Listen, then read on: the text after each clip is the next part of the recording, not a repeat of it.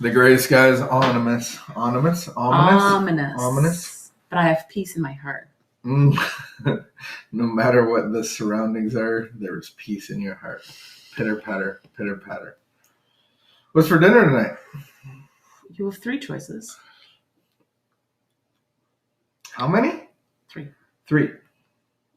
Carry on then. Toasted meatball sandwiches. Toasted meatball sandwiches.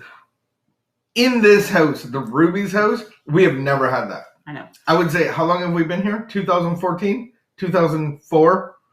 I threw in a 1. 2004? Mm-hmm. We've never had meatball subs. No. So like meatballs, bread, cheese, sauce, maybe some green red peppers, toasted. I don't use green peppers. You know that green peppers never enter this house. You believe that they are bossy. They just take over. I do not like the flavor of green peppers. Ruby chicken. Ruby chicken. Or mini pizzas. Oh my goodness. We just had mini pizzas, I thought. Or lasagna. But Ruby chicken, do you want to explain that? No.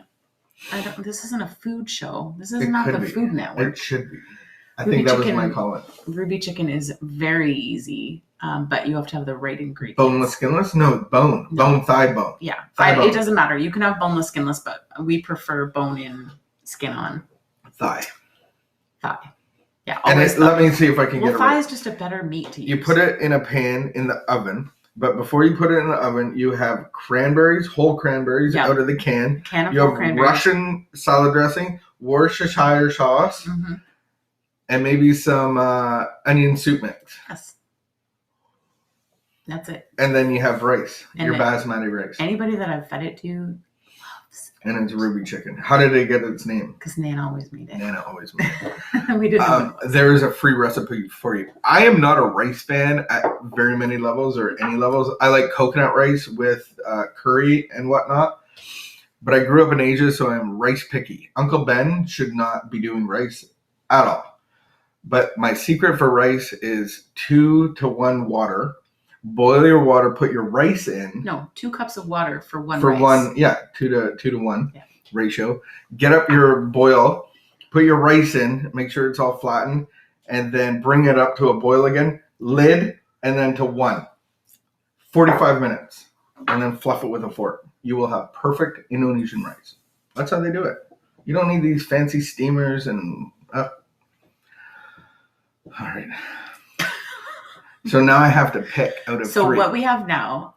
But we could do takeout. Is us... No, we can't do takeout. No, we could do takeout. We cannot do takeout. Why can't we do takeout? We cannot do takeout. Why can't we do takeout? Because last week we put in a spending plan. And takeout is only on Friday. We're back to budget. And if we do too expensive takeout, then we have to miss a Friday. So then we have to miss a Friday. So we are not calling it a budget. We're under lockdown. A spending plan. We're under spending plan. Yeah. Get back on track. So we have a grocery plan. Also, it's good to have a grocery plan because then you only have to go to the grocery store once a week. Oh no! Once a month? I'm hoping once every 2 weeks. I feel like COVID we were going to the month. grocery store, but I think half of it was just for outings. I don't want to do and outings. That's illegal. You shouldn't be doing that. I don't want to do outings. Oh, man. So that's where we're at. I would like to have meatball subs. No one cares about this. I feel like no one cares about any of this. Hey, food. Everybody cares about food. They eat it all day long. We all eat food. All right. Let's read our book. Okay. Let's get our. Okay, fine. Ow. Why don't we have a bookmark? Bookmarks are for suckers. No, I think you underestimate the value of a bookmark. I like the dog ear personally. Oh, I can't stand that. Finding balance, January 12th. The goal of recovery is balance, that precious middle ground. Many of us have gone from one extreme to another, years of taking care of everyone but ourselves, followed by a time of refusing to focus on anyone's needs but our own. We may have spent years refusing to identify, feel, and deal with our feelings, followed by a period of absolute obsession with every trace of emotional energy that passes through our body. We may succumb to powerlessness, helplessness, and victimization. Then we swing to the other extreme by aggressively wielding power over those around us. We can learn to give to others while taking responsibility for ourselves. We can learn to take care of our feelings as well as our physical, mental, and spiritual needs. We can nurture the quiet confidence of owning our power as equals in our relationship with others. The goal of recovery is balance, but sometimes we get there by going to extremes. Today, I will be gentle with myself, understanding that sometimes to reach the middle ground of balance, I need to explore the peaks and valleys. Sometimes the only way I can extricate myself from a valley is to jump high enough to land on a peak and then slowly ease myself down. Extricate. Extricate. Wow, what a word. I'm glad I didn't have to stumble over that one myself. Thoughts? The picture I get is, do you know in gymnastics they have that balance beam? Mm-hmm. Have you seen anybody do it in like grade 7 and 8? Do you know that I took gymnastics? It's a disaster for the most part. I heard you know you've done gymnastics. I haven't ever. I have never seen proof of it at any level. Like, I've never seen a uniform. I've never seen a trick. I've never seen a cartwheel. I think I stopped in grade 6. I've never seen a somersault. I for sure think I stopped in grade 6. I've seen I wasn't splashes. Very good. I've seen. So this girl that you're talking about on the balance beam, we could call her Vicky. I've seen. What were you going to say about her? Junior gymnastics, and it's not fun to watch because in my mind I watched, the Olympics, and you see these people, and they're putting a whole theatrical play on a little balance beam on that beam. The one thing that I love that I've always wished I could do, I've actually said this is one of my checklists of death. What is that called? Bucket list. Check death list check. Was to do the pommel horse. I think the pommel horse is one of the coolest things. I think you were going to make a really good point. So the balance, you see somebody living on that, but when you see the younger people that are just starting, they're falling off, they're tripping on it. They're like, there's not a lot of theatrical beauty upon it. Nobody starts anything. Nobody's really knowing how to do it. Very few people can do that. And so it's like in recovery. When you first drove a tractor trailer. Oh, I ripped off a mirror. When I first started driving a tractor trailer, I go get my license. I failed the first time. I passed the second time. And then I get this job at the liquor store, Grant Transport. And what I realized very quickly, that the people that I took the school with to get my license just taught me how to pass the test. They didn't really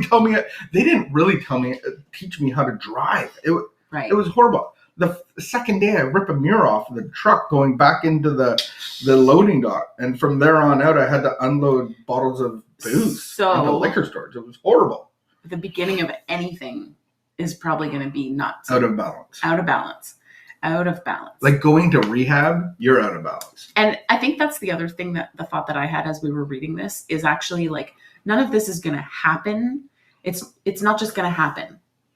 So when I came to realization of like, oh my goodness, like I don't want my life to be like this. Like I need out of this.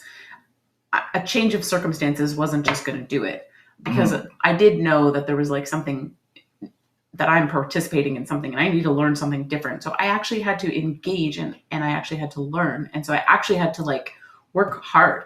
I only did it for a few years and then I did other things. So I shouldn't minimize how hard I've worked over the last 14 years to actually learn a new way of living, that it didn't just happen. I actually had to be very intentional and fell back sometimes, like that whole 2 steps forward, 3 steps back, or 18 steps back, or fall back in a hole. But I just think like it's really important that I'm not going to learn, this whole flip-flop of like refusing to identify, feel, and deal with my feelings, followed by a period of absolute obsession with every trace of emotional energy that passes through my body. Like I could totally relate to that.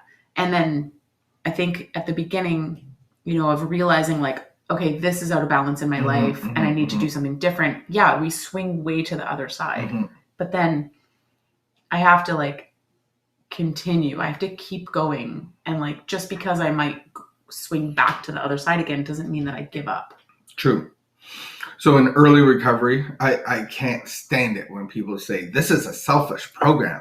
And it's like the least selfish thing that anybody could ever do is by getting well to be able to help other people. Mm-hmm. And so the point of recovery is to pass on the message. So very quickly, what are we talking about? Balance and recovery. We have this circle, the circle of life. On the outside of the circle is our lives. And we want to be in the center of the circle. We want to let God up. We want to let our power, which is God, to orchestrate our lives. Right. Us on the outside of the circle never goes well. We want to be on the inside. And so on the inside, we have this recovery. We have unity. We have, what's the other one? The spiritual service. And so we take care of our physical, our spiritual, and our emotional, mental. And so by doing that, we work a program of action, 12 steps, LifeLab, those kind of things. And then we work with other people about that. So we're actually working on ourselves constantly. We help other people and lead them into relationship with God.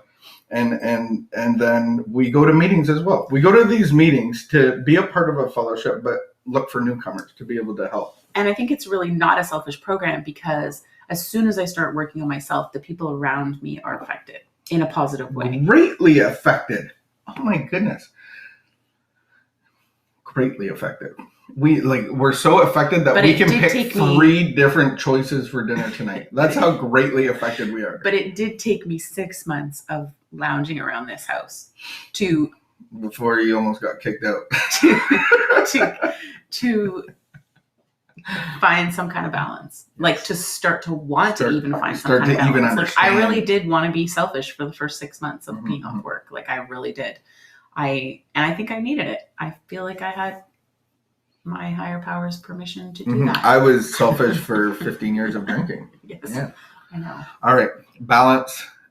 We just want to meditate on that. Where is my life out of balance? How do I find balance? I know that in early recovery, I think the most important thing is to go through the process and then really go, I need to help somebody else, because helping somebody else is going to help you way more than it's going to help anybody. And so I think people really handcuff themselves, and we have this whole culture in recovery of like, you can't sponsor anybody until your first or second year. And it's like, you should be sponsoring somebody. You get out of step 4 or 5, start sponsoring people in your first 6 months. Like you have something to offer, and it's going to actually help you. And so, yeah, where do you need balance? Where are you out of balance? That's what we can do today. Peace out. All right, peace out. Have a good dinner tonight.